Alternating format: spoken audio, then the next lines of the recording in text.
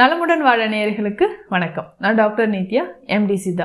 நம்ம நிறைய மருத்துவ குணங்கள் இருக்கக்கூடிய காய்கறிகளா இருக்கட்டும், மூலிகைகளா இருக்கட்டும், ஆனா பயன்படுத்தாமலே வச்சிருப்போம்.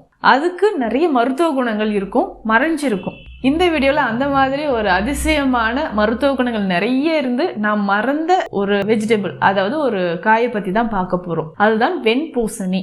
வெண்பூசணியோட பிரமிக்கக்கூடிய மருத்துவ குணங்கள் என்ன அப்படின்றத இந்த பதிவில் பார்க்கலாம். அதற்கு முன்னாடி நலமுடன் வாழ யூடியூப் சேனலை சப்ஸ்கிரைப் பண்ணுங்க. வெண்பூசணி அப்படின்னு சொன்னோம்னா நம்ம நினைவுக்கு வருது திஷ்டிக்காக தான். திஷ்டி சுத்தி ரோட்ல உடைச்சிடணும், அவ்வளவுதான். பட் இதுல நம்ம நினைச்சு பார்க்க முடியாத அளவுக்கு நிறைய மருத்துவ குணங்கள் இருக்கு. நம்ம கிளினிக் வரக்கூடிய நிறைய பேருக்கு சொல்றது என்னன்னா, வெள்ளை பூசணிக்காய் சாப்பிடுங்க, வெள்ளை பூசணிக்காய் சாப்பிடுங்க. வெயிட் லாஸ் ஆகணுமா, தைராய்டு சார்ந்த பிரச்சனைகள் இருக்கா, உடல் உஷ்ணம் அதிகமா இருக்கா, கண்கள்ல பிரச்சனை இருக்கு. நிறைய பேருக்கு அந்த டிஜிட்டல் ஸ்கிரீன் ரொம்ப நேரம் பார்த்துருக்கிறவங்களுக்கு கண்கள் சார்ந்த பிரச்சனை இருக்கா, இது எல்லாத்துக்குமே வெள்ளை பூசணிக்காய் சாப்பிடுங்க. இதையும் தாண்டி வயிற்று பகுதியில் அல்சர் இருக்கு, நுரையீரல் பலப்படணும். அடுத்தது கிட்னில வரக்கூடிய டிசீஸ். நிறைய பேருக்கு இப்போ கிட்னி டிசீஸ் இருக்கு, சிகேடி அப்படின்னு சொல்லுவோம், கிரானிக் கிட்னி டிசீஸ் இருக்கு, டயாலிசிஸ் பண்ணணும், யூரியா கிரியேட்டின் அதிகமா இருக்கு. இந்த மாதிரி பிரச்சனை இருக்கக்கூடியவங்களுக்கு ஒரு சிறந்த இயற்கை நமக்கு கொடுத்த ஒரு வரம் அப்படின்னு பார்த்தோம்னா வெண்பூசணி.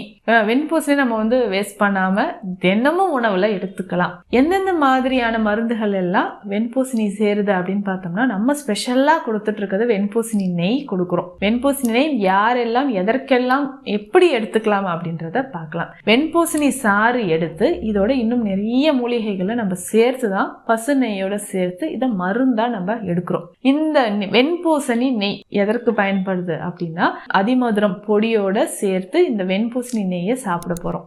எதற்கு அப்படின்னா, வயிற்றுப்பகுதியில தீராத வயிற்றுப்புண், ரொம்ப நாள கிரானிக் அல்சர் இருக்கு, பெப்டிக் அல்சர் இருக்கு, இல்லை H pylori infection, irritable Powell syndrome இருக்கு, கிரகணி அப்படின்னு சொல்லக்கூடிய நோய் இருக்கு அப்படின்றவங்களுக்கு வெண்பூசணி நெய்யை அதிமதுரத்தோடு சேர்த்து நம்ம சாப்பிட்டுட்டு வந்தோம் அப்படின்னா தீராத வயிற்றுப்புண்கள், வாய் பகுதியில் நிறைய பேருக்கு புண் வரும், உடல் உஷ்ணத்தால கேஸ்ட்ரிக் அல்சர் இருக்கு, இல்லை பெப்டிக் அல்சர் இருக்கு அப்படின்றவங்களுக்கு, நெஞ்செரிச்சல் கேஸ்ட்ரைட்டிஸ் இருக்கு அப்படின்றவங்களுக்கு, GERD Castro oesophageal reflux disease, இந்த மாதிரி உடல் உஷ்ணத்தால் வரக்கூடிய நோய்கள், வயிற்றுப்பகுதியில் இன்ஃப்ளமேஷன் இருக்கு அப்படின்றவங்களுக்கு வெண்பூசணி ஒரு சிறந்த அருமருந்து. அதை நெய்யோடு சேர்த்து அதிமதுரமும் சேர்த்து சாப்பிடும்போது அதிகமான பலன்களை நிச்சயம் தரும். அடுத்தது பெண்களுக்கு ஏற்படக்கூடிய பிரச்சனைகள். அதிகமான உதிரப்போக்கு இருக்கு, ஒயிட் டிஸ்சார்ஜ், லுக்கேரியா அப்படின்னு சொல்லுவோம், வெள்ளைப்படுதல் பிரச்சனை, முதுகு வலியால் ரொம்ப நாளா அவதிப்படுற பெண்கள், ரத்தம் கம்மியா இருக்கு, அனிமியா அப்படின்னு சொல்றோம், ரத்த சோகை இருக்கு, ஹீமோகுளோபின் கம்மியா இருக்கு அப்படின்றவங்களுக்கும் வெண்பூசணி லேகியம் பயன்படுது. வெண்பூசணியோட தேன்,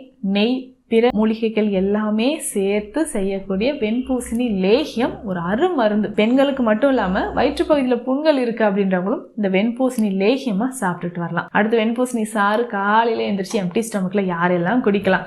இந்த கேள்வி நிறைய பேர் என்கிட்ட கேட்டிருக்கீங்க, நிறைய பதிவுகள்லயும் அதை கேட்டிருக்கீங்க. யாரெல்லாம் குடிக்கலாம் அப்படின்னா, வெண்பூசணி சொன்ன மாதிரி வயிற்றுப்பகுதியில புண்கள் இருக்கு, அல்சர் இருக்கு அப்படின்றவங்களும், வெயிட் லாஸ் பண்ணணும் அப்படின்னு நினைக்கிறவங்க வெண்பூசணிக்காய் சாரோட கொஞ்சமா சோம்பு சேர்த்து நல்லா நம்ம மிக்சியில போட்டு அரைச்சிட்டு குடிக்கலாம். வடிகட்டாமல் குடித்தால் இன்னும் சிறப்பு.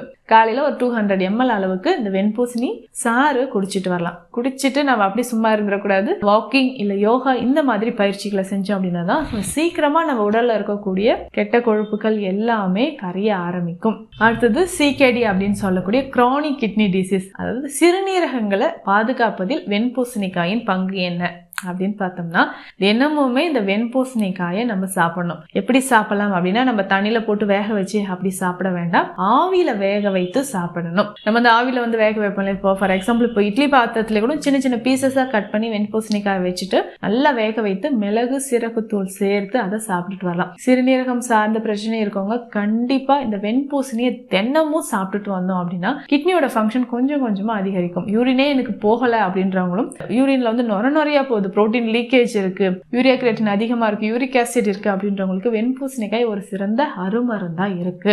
கண்கள்ல பிரச்சனை இருக்கு அப்படின்றவங்களுக்கு பேசிக்காவே வெண்பூசணி நெய் பயன்படும். ஏன்னா வெண்பூசணியில அதிகமான வெள்ளிச்சத்து இருக்கு. இப்போ வெள்ளிச்சத்து இருக்கக்கூடிய மூலிகைகள்ல வெண்பூசணியும் ஒரு சிறந்த மூலிகை அப்படின்னே சொல்லலாம். அதாவது வெண்பூசணி சாராகவோ இல்ல வெண்பூசணி நெய் லேகியமாகவோ பயன்படுத்தும் பொழுது நிறைய பேருக்கு விஷன் ப்ராப்ளம் இருக்கு, கண்ணாடி போட்டிருக்கேன், எனக்கு கண்கள் பார்வை குறைஞ்சிக்கிட்டே வருது அப்படின்றவங்களுக்கு வெண்பூசணி நெய்யை பயன்படுத்தலாம். அதே மாதிரி சிறுநீரக பிரச்சனை இருக்கு அப்படின்றவங்க சிலாசித்து பருப்பம், அதாவது சிறு செருப்படை சாறு விட்டு செய்த சிலாசித்து பருப்பம் சிறந்தது. அது நம்ம ஸ்பெஷல் மெடிசனா நம்ம கொடுத்துட்டு இருக்கோம் சிறுநீரக நோயாளிகளுக்கு. இதற்கு அனுபானமா வெண்பூசணி நெய் தான் கொடுக்குறோம். இவ்வளவு மருத்துவ குணங்கள் இருக்கக்கூடிய வெள்ளை பூசணிக்காவை இனி தினமும் அனைத்து வயதில் இருக்கிறவங்களும் உணவில் சேர்த்துக்கலாம். இந்த பதிவு உங்களுக்கு பயனுள்ளதா இருக்கும்னு நினைக்கிறேன். மீண்டும் அடுத்த பதிவில் சந்திக்கலாம்.